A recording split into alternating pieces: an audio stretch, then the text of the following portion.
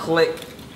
Click. Got it. Hello everyone, this is Take from BIGHEADTACO, and I have here Kale Friesen. Am I saying right? Friesen? Yeah, Friesen. Yeah. Friesen? Yeah, Friesen. That's how I pronounce it. Could be Friesen. I don't know. Friesen. Is it German? Yeah, it is. Yeah. It's a German thing. Yeah. Very good. But anyways, Kale is a real photographer. He's an X photographer, and for the first time we met. Now we had a mutual friend, TJ, from the shop. Yes. But we've known of each other, and then we finally met at the last Fuji photo walk. In the wintertime. In the wintertime. It was cold. You had a toque on. It was dark. I was sick. Yeah. I had a scarf. It was raining. Yeah. But we had a good time. Yeah, no, it was good. We had a great connection immediately. It was good. Well, one of the connections we had was that when they sent out the X100Ts, you got the black one, and I got the silver one. And you were bummed, yes. And I was bummed, and then I emailed him and said, who has the black one? And then Serena's like, Kale has the black one, you can switch. You can switch. But the problem is I had all the silver accessories. I had the silver, the chrome thing, and then the flash matched. It was the flash too. I had the flash at the same time. You're like, I got the flash, and I was like, I love this flash, because of compact size. It's nice not having this big stupid flash sticking up to there. Yeah. And it actually had ratio shooting. That's as well, yes. Which if you understand how to shoot ratio, and your guide number, you can just kind of work it on your head. And it had TTL and also the manual, which is great, right? Which you can go full manual or you can go... That's right, or TTL. Well. Yeah. But it needs to be able to turn off when you turn off the camera. Yeah, that was what we talked about. Turn on the camera, right? Yes, that's the one feature. Or then you had to go through the menu and turn the flash on, and then afterwards you take it off, you got to turn the flash off. You know what, we're so nerding out, we're ignoring our audience. Yes, of course. But anyways, the reason why, I don't really know why we're talking. Yeah. No, I know why we're talking, but why are we recording us talking? Is that I do want to do a real shoot with you where people can actually see our creative process, and as we shoot we can explain, but my field has always been street photography. Now I'm not saying you can't do street photography because you are a talented photographer, but you are mainly a fashion and beauty photographer. My origins in photography though are kind of funny. I've been painting, drawing since I was like 4 years old. Art was always a huge part of my life. In 2006, I moved to Paris, France, and the first time I had gone there, when I exited the metro for the first time, my mind just exploded. I couldn't believe just that everywhere I looked, the architecture, the people, just everything about the city itself obviously lends itself to photography. So I bought, before that I'd shot film when I was, skateboarded a lot. I would shoot.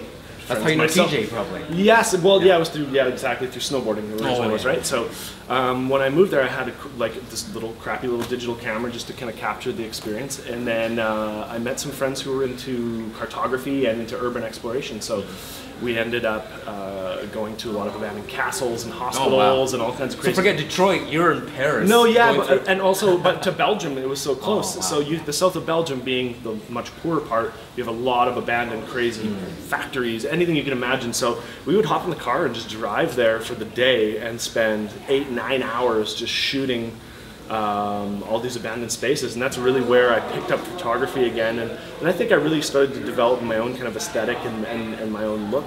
Now, how do you connect that with fashion, though? How did that so I mean, was it the wife? Well, no, it was when I wasn't married at the time. I was with another girl, in France. So yeah, we'll chop that out of there later. It's my wife, whatever. No, but so a friend of mine who would come visit me all the time, who was a professional snowboard photographer, took me to the Cartier-Bresson Foundation in Paris. Wow. So I saw original prints that he had made. The one with the bicycle? Did you see the one? Yeah, of course. The bicycle shot, which is my favorite of all time. Also the shot with at the Gare Saint-Lazare, where the guy's jumping over the puddle. That was sort of his definitive moment in photography, I think, where people kind of, he really discovered something interesting there.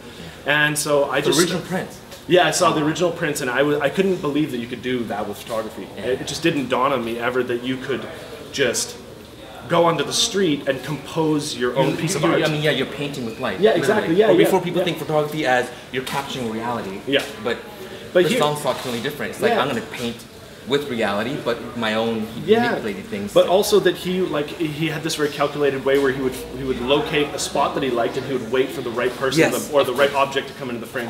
And that I didn't really get. I thought photography was, like you said, it's about just capturing the moment. But it's like he had this whole other perspective, and so then I invested in my first little Canon DSLR, and I lived in the center of Paris, so I would just go out every day. I wasn't working. I just had the luxury of being able to hang out and drink coffee and ride bike and take lots of pictures. So that was the origins of it. Really was street photography. Then after this sort of fine art. So you sort do of okay. world. Oh man, I should be threatened now. No, not at all, not at all. All right. So I mean, you're in Paris, Bresson. Okay, maybe we won't shoot this video. We'll pick a lesser. No, so that was like where I think I fell in love with photography, and then it was like after that is when I started to discover fashion photography and what is, and again, the ability to take your artistic perspective or to take control of the situation and create whatever you wanted with that. So that's what I've continued to do now with my photography. It's very based on geometry, on color. We got to do a plug-in for your wife as well. Yes, because yes. your wife is a world famous she's a hairstylist. She's an extraordinary human being and artist. Her name's Alina Friesen.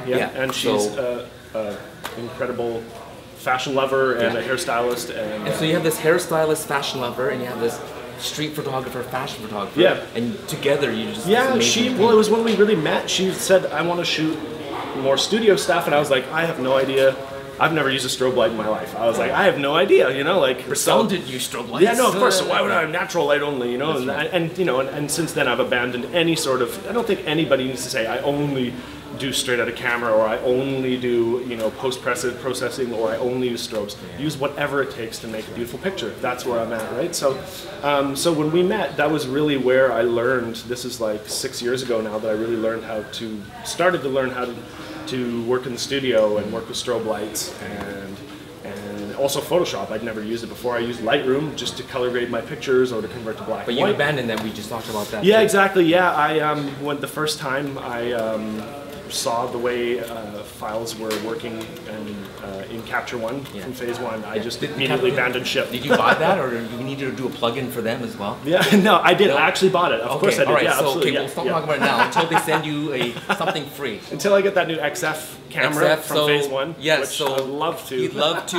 If you're watching this, we'll put a link somewhere where you exactly. Can, it's phenomenal. But yes. Yeah. So okay. So let's because we I think we talked for like an hour before even this. Yes. And there's so much juicy stuff. Yeah. So and these YouTube videos typically can't be longer than I don't know whatever it is. So let's people already stopped watching and they've disliked. Yeah. But okay. So let's move on to something like okay. So from all this, how does it connect to Fuji? Okay, so because you are an X photographer. Yes, I'm an X photographer. You're not wearing my hat. But you are wearing green. Yeah, I'm wearing green. So I got that. Right, yeah. No, so I remember seeing the X100 for the first time, and I was kind of like,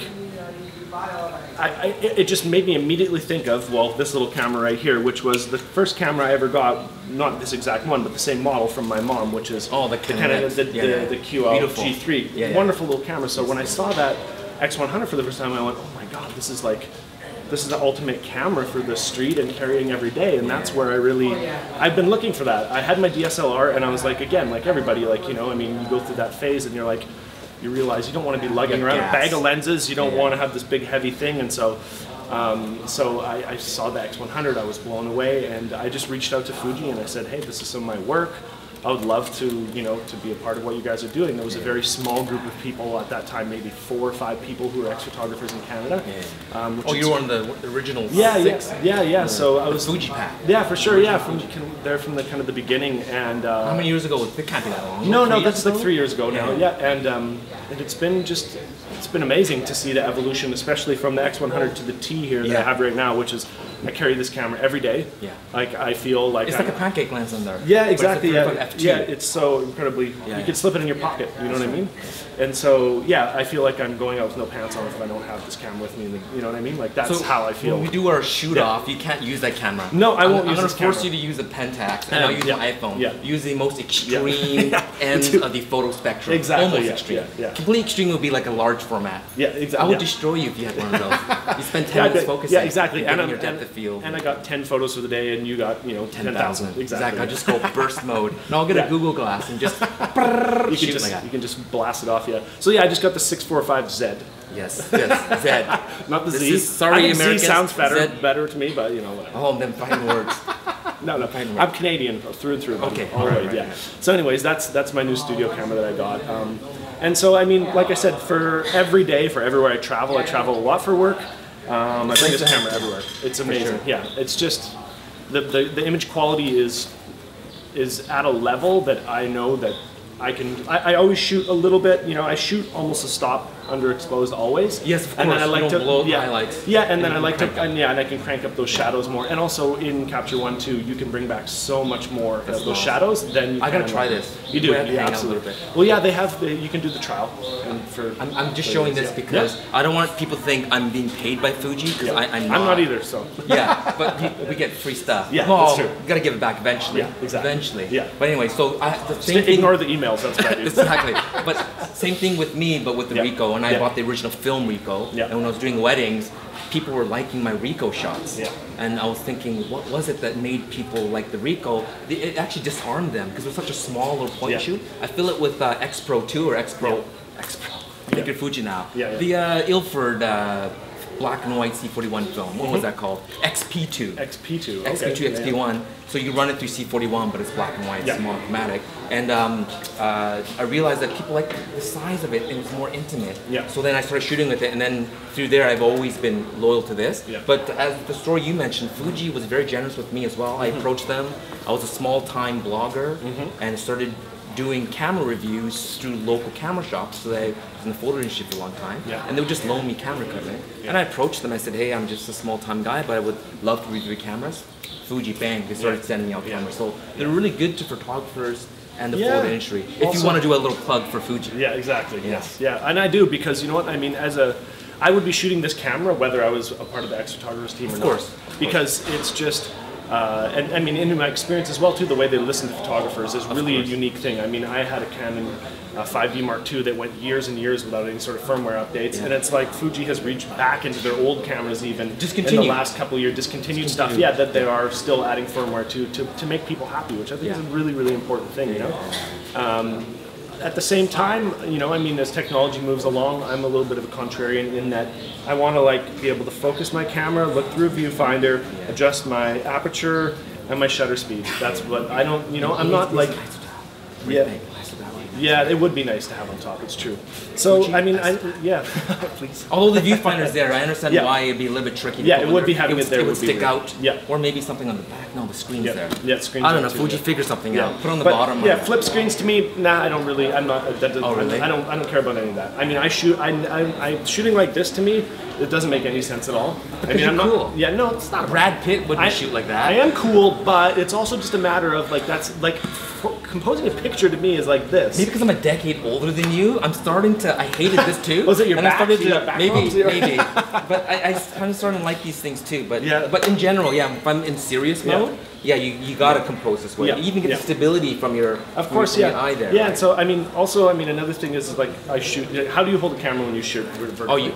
I'm not a vertical. I'm a. What was that Zoolander thing where he's like an ambi turn? He can't turn one way. I can't shoot vertical. Okay. I struggle when I see a good vertical shot. I'm like, jealous. Yeah, it's hard to compose, especially with a wide angle. But so what I learned from my friend Joel Fraser, who's an amazing photographer, is that shooting like this, I was doing that in the studio for 8 hours, and I was like, why is my shoulder hurt? And then I'm like, because I'm doing this all day.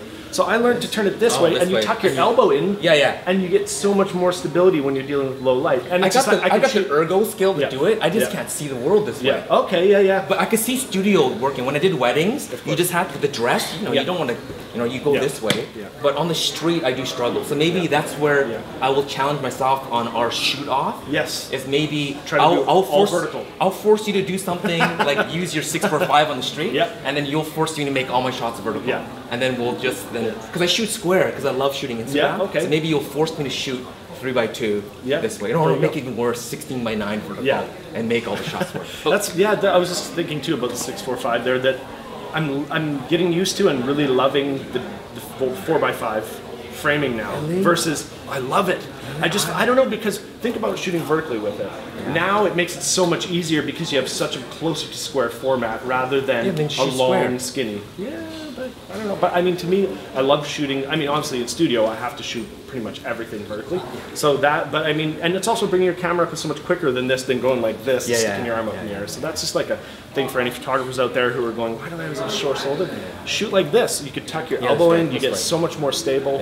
It's just a way easier way. And so we were also talking about the sort of, so for you with the small camera, you're saying it's more intimate. So are you feeling like getting close to somebody and it makes them feel better? And that's why using my smartphone, it disarms disarms people. Yeah. You know, if you're trying to shoot from the hip or stealing a shot, people don't even know you're taking pictures of them. And when you first meet people and you're shooting them and they see a real camera around my neck, as some people call it, I'll even have a Leica review camera, but I'll still shoot with my smartphone. So they go, oh, this is just a casual shot, and they tend to be they're more disarmed. And then when I pull this up, all of a sudden I see them kind of, you know, they get a little I see people do what I call the earthworm, where they push their head back into their, and they get a double. They're like, I always have a double chin. It's like, because you go like this. Don't do that. Exactly. Just relax, right? Like, so I mean, for me, I do a lot of. I don't like the way people react to seeing a camera, It's something. And in my work, when I've had to go, I used to work with.